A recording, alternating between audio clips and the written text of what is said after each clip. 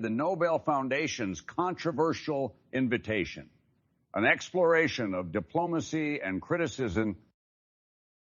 The Nobel Foundation's decision to extend an invitation to the ambassadors of Russia and Belarus for the Nobel Prize banquet has stirred significant debate.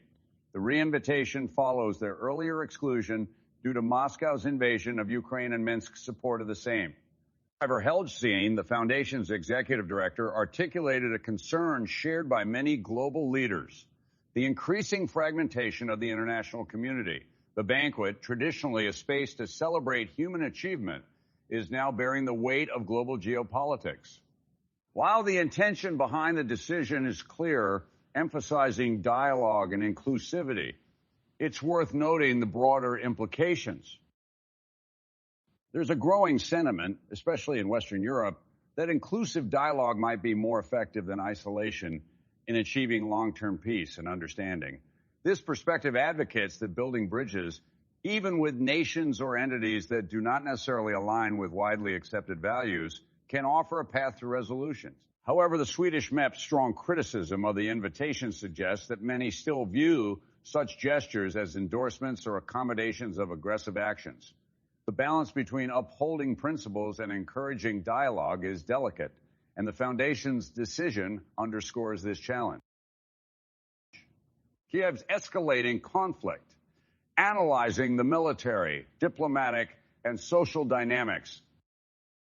The situation in Kyiv remains fluid, complex, and fraught with tension.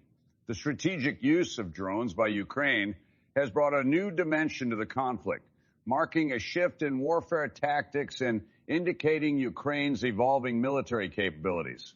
These strikes, especially those that originate from within Russian territories, suggest a bold and potentially high-risk strategy by Ukraine's defense forces. The southern Zaporizhzhia region's updates signal Ukraine's attempts to regain and consolidate territory, a significant development that indicates the ebb and flow of control in the conflict zones. Meanwhile, internal dissent in Russia, as evidenced by the arrest of Andrei Kirshin, a blogger critical of Kremlin strategies, indicates that the war is not just a battle of territories, but also of narratives. The emergence of over 3,000 cases detailing atrocities specifically targeting children underscores the harrowing human cost of the conflict. Such revelations will likely have long-term implications for Russia's global image and its relations with other nations. Amidst the chaos, the scheduled diplomatic discussions between Presidents Putin and Erdogan offer a sliver of hope. These talks underline the interdependence of global systems as the Black Sea grain deal impacts not just regional but global food security. The Black Sea grain deal, beyond diplomacy, addressing global food security. The Black Sea grain deal is more than just an economic arrangement. It's a keystone for global food stability. The forthcoming discussions in Sochi between President Vladimir Putin and President Recep Tayyip Erdogan will likely shape the trajectory of this crucial deal. Erdogan's attempt to persuade Russia to recommit to the initiative signals Turkey's pivotal role as a mediator in the region.